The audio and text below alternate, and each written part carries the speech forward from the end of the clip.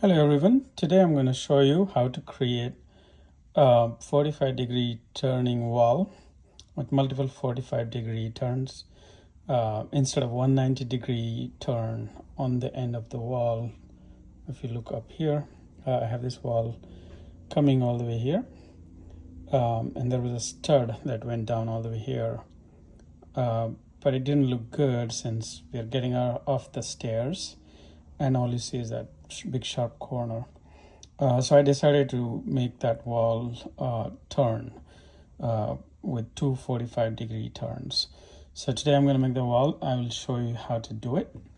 As you can see on the bottom here, I cut the top plate and bottom plates parts. But basically, what you need here is you need a bottom plate with 22.5-degree cut, like this angle. So as you can see, this is the straight edge drawing for the stud, the bottom plate, and then the angle, this angle in between the edge and this line is 22.5. The reason you want 22.5 is because that gives you that ability to turn your wall by adding another 22.5-degree turn on the existing wall, so that the sum of that will be 45 degrees, and it will give you the nice turn, as you can see here. And then since I want another turn, I did the same thing on this side. Like I made another 22.5-degree cut here and 22.5 here. That's another 45 degrees, and the end that is straight. So basically 45 degree plus another 45 degree.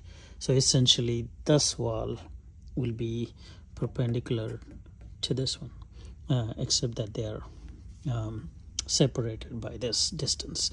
So now it gives a nice turn.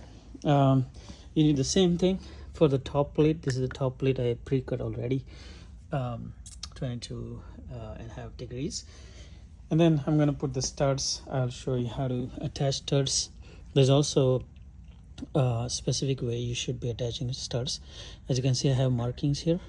I'm going to install two studs there, but it is important to fill in this gap over here between this stud and the new stud using the angle corner.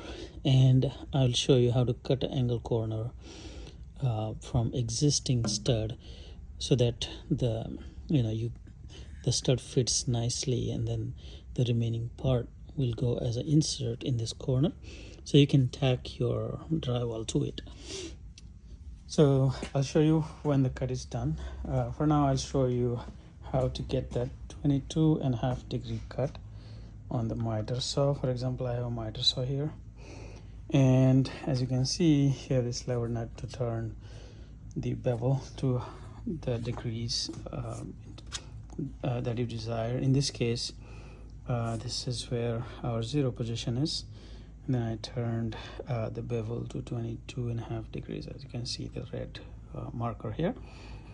And then this is a sample cut that I made, and I used the same angle to cut these top and bottom plates for the turn. So now I'm going to cut these studs, the inserts for this corner here and the insert for this corner as well. And then I'm going to show you how it looks in the next clip. Hi, I want to show you how to make the 45-degree edge cut for a long 2x4 stud along its length.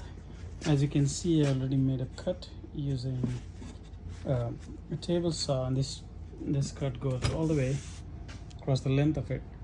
I thought I'll show you before I finish it towards the end, so it's a little bit left. I'm going to finish it now, but I want to show you how you do it, right?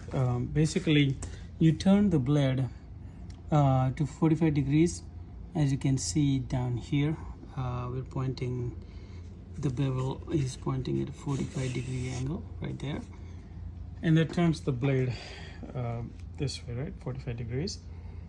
The other thing is, when you are doing this, I just realized that since we're cutting the wood along its length, we need space for the 2x4 to go that way when we push it. So we had to remove the blade guards, like we had to remove that in order to be able to make this cut along the length of it. The other way, if you don't have a table saw, you can still make a cut using a circular saw. Basically what you do is, again, on a circular saw you'd see there's this angle adjuster in the front, and you can set that to 45 degrees so the saw is turning by 45 degrees, and then you can just basically run the saw like you can see here. Hold the saw blade at the edge over here, as you can see over here, and then run it. It'll run across the length of it. You'll make that 45-degree cut that you want to do. It'll be similar to what we're doing with the table saw. The only difference is that the cut you're gonna get, it might be slightly uneven with the circular saw because you're guiding the saw with your own hands. And I can show you the uneven cut that I made earlier. I don't know whether you can notice, but this cut is done using a circular saw, and you can see towards the end it's a little bit uneven, right? So that's the main difference,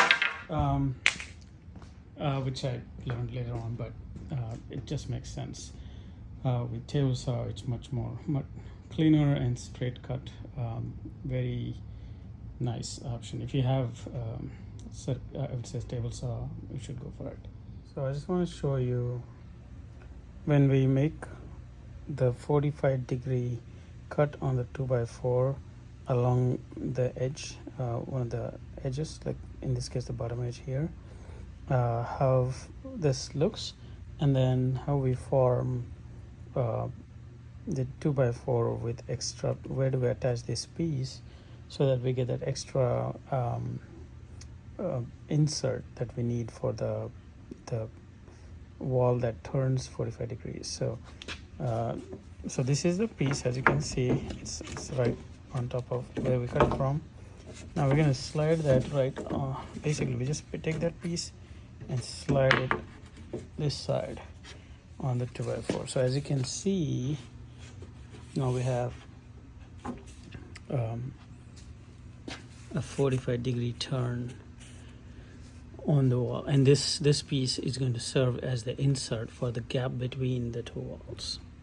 Hello everyone, so let me show you the 45-degree turned wall that we were just talking about. It's finally installed. So let me go closer and show you why we had to cut the 2x4 stud at 45-degree angle on that side and bring that wedge out. So basically you can see this is one 2x4, this is the other one that we sliced on one side, and this in the middle is basically the spacing given by the wedge that we just created. And as you can see, it goes all the way from top to the bottom, giving us nice flat surface on this side for this side of the wall, drywall, and then this flat edge aligns with another one that we created on this side. So we could put a drywall right flat up on this corner, and then another one on this side. So that gives you your 45-degree turn on the wall, as you can see on the top and the bottom. We have the same top plate, bottom plates cut to length, and finally installed. So that's how the 45-degree wall looks. Any questions, let me know in the comments, and I'd be happy to answer. Thank you.